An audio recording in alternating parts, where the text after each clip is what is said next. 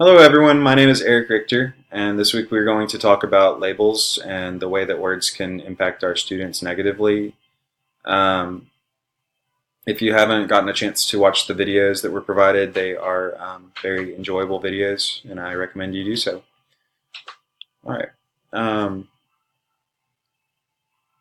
O.B. Aker, Smith, and Sapp begin their article by taking note that language, culture, and education are each related and are inseparable. They say this in several ways. One of my favorite ways they say it was that words have power and they are inextricably linked to language and culture. Um, the way that people speak is a strong determining factor in how people are perceived by society. These perceptions, along with identities, which are so often tied to language, are often contributors to educational oppression or social isolation. Their goal is to advance the premise that the language factor is far from neutral in the issue of support and tension about the development of multicultural education in the United States and worldwide. O.B. Aker et al. Explain that each individual generally adopts their home language as their primary means of communication. As an individual is exposed to more meaningful human encounters, new forms of speaking might be adopted to fit a more diverse social interactional pattern. This was also explained using a metaphor of an African American male who grew up learning to play street basketball, and when he had to play in an organized version of the game, had to learn the game anew. As an individual encounters these new social scenarios, they may have difficulty navigating the difference between the new form of speaking and his or her own home language. Some examples were given of this in the text where um, even if the individual spoke English to start, they may not recognize some of the phonemic patterns that were presented in public school. Excuse me. When a student encounters these new linguistic scenarios, they may be forced to learn only by exposure to the new language features. But O.B. Aker et al.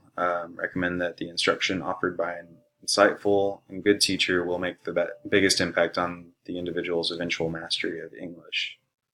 Um, that having guidance in navigating this new form will be the best way to encounter this rather than having to do it all on their own.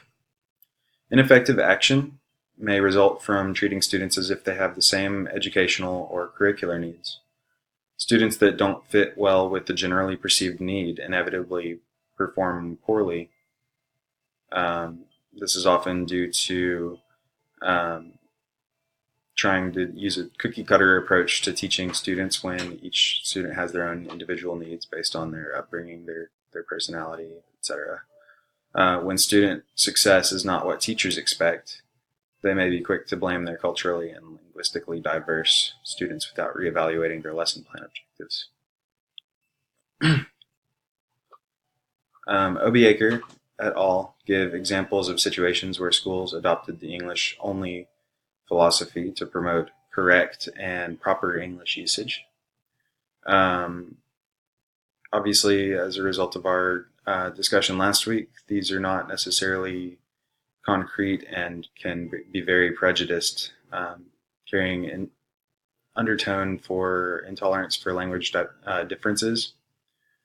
People who don't quite fit with the norms of what is perceived.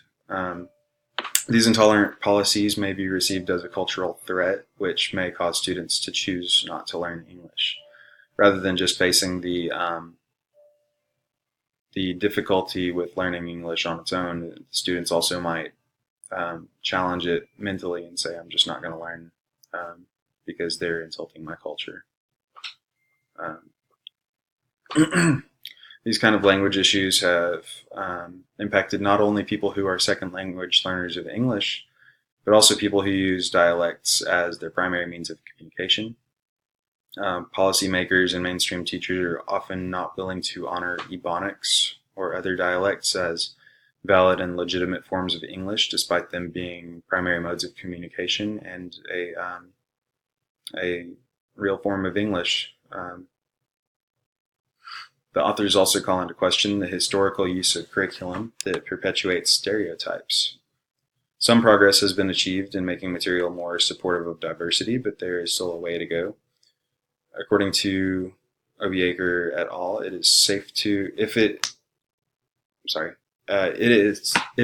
assume that materials are slanted in favor of those who have mastered the conventions of standard English or members of the dominant culture.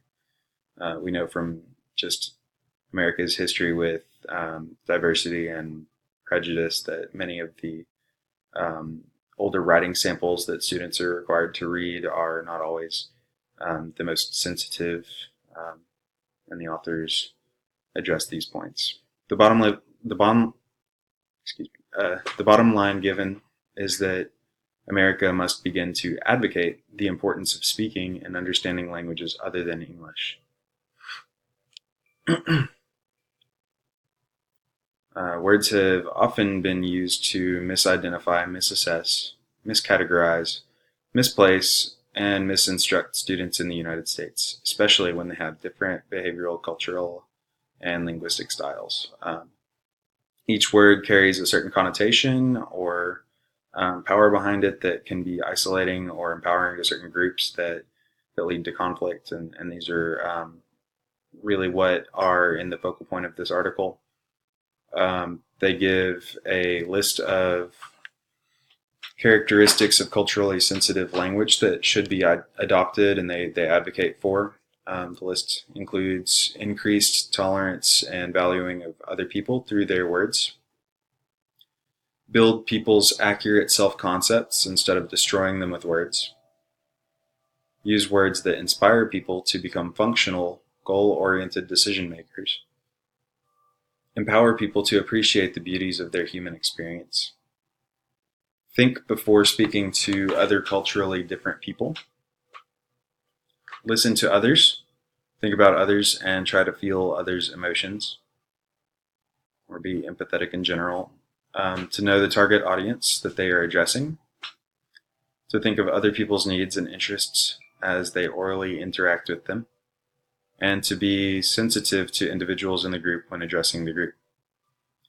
And to keep communicating in culturally sensitive ways.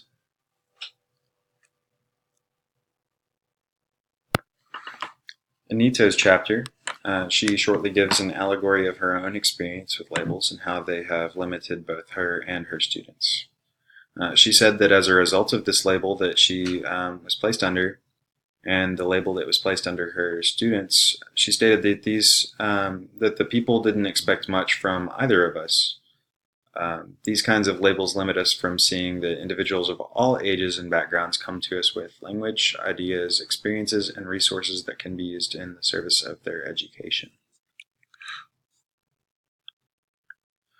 Nito offers a couple of exercises and activities to help promote awareness of identities and labels. One of the first things she said was that she would have her students essentially do a show and tell of particularly significant items that would illustrate their own cultures, and they would bring it to class and demonstrate for the rest of the class. This was a good way of being able to see someone's culture without just perceiving it from the linguistic, like the observation of their language and the way they spoke or the way they dressed or looked. But this would allow them to give a voice to their own culture. I thought that one was very cool. Another one was the thought of reworking labels. Actually, at where I work, at a mental health clinic, I work with individuals who have intellectual and developmental disabilities, which used to be referred to as mental retardation. And so rather than calling someone an MR diagnosis or an IDD diagnosis, you would put the name or the word person before the actual diagnosis to separate them and say that they are a person with this diagnosis rather than just saying they have IDD and labeling them as such. You put the person first and give them more of an identity than just the label would provide on its own. So for the discussion questions, I'm asking you, what is a limiting or negative label that you have seen or experienced? And how might you rework this label to be more sensitive to the connotations at play? And secondly, what is an activity or exercise that can be brought into the classroom to debunk the myth of positive labels? This could also be something like what Nito did, where she had students demonstrate their own culture from their own perspective, and I guess tried to bring a more personal approach to their own culture and demonstrate it for themselves. I really like the thought of practical things to bring into the classroom, so I'd love to hear what you have to say. If you have any questions, let me know. Thank you all, and have a great week.